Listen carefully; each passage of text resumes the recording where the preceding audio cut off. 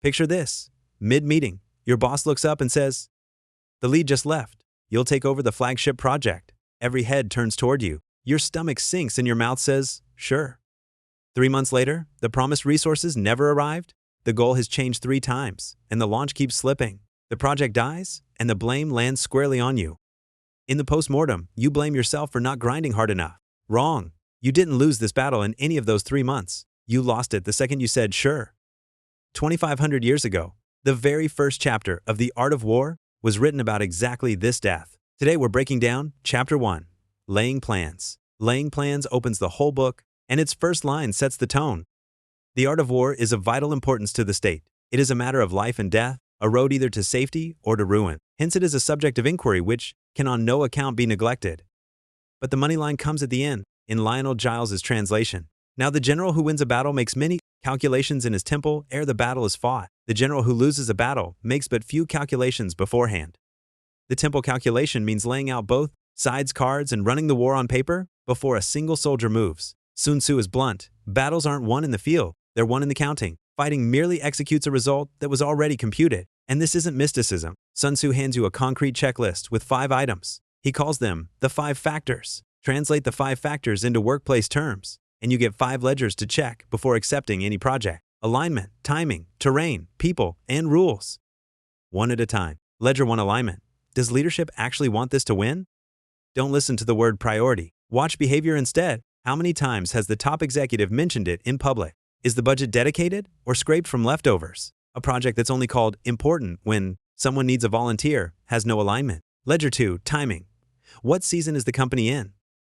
Expansion or cost-cutting? Is this window genuinely opening, or has the idea already failed 3 times before? The same project, dropped into different seasons, is 2 completely different wars. Ledger 3, terrain. Who owns the ground you'll fight on?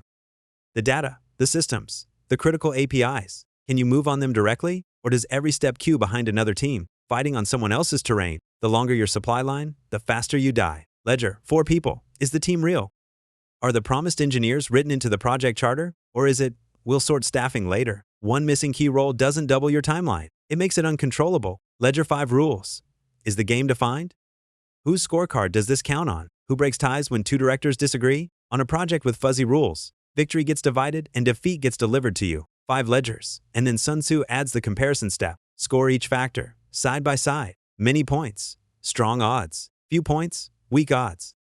And here's what the temple calculation actually outputs. Never grit your teeth and take it. 3 options. Accept.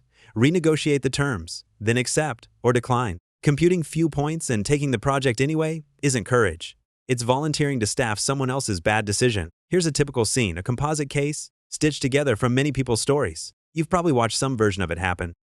A flagship project lands in the department after its lead resigns. An engineer, call him Lee, and a colleague from the next team are both sounded out. The colleague says, yes, the same day. The boss asks personally, after all.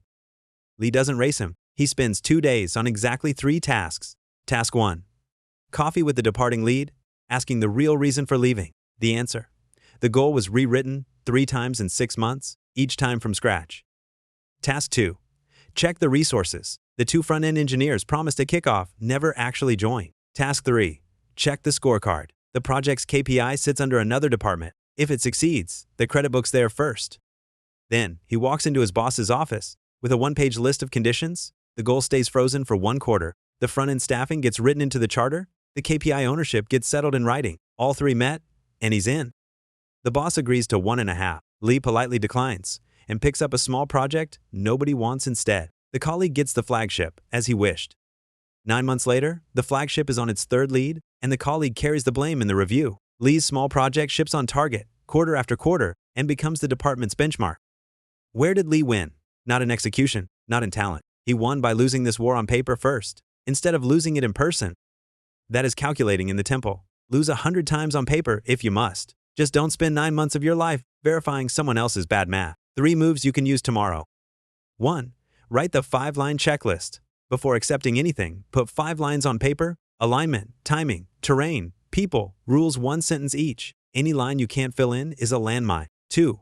Turn the awkward questions into charter terms. Resources, goals, scorecard, once agreed. They go into the document. A verbal promise isn't a calculation. It's a wish. 3.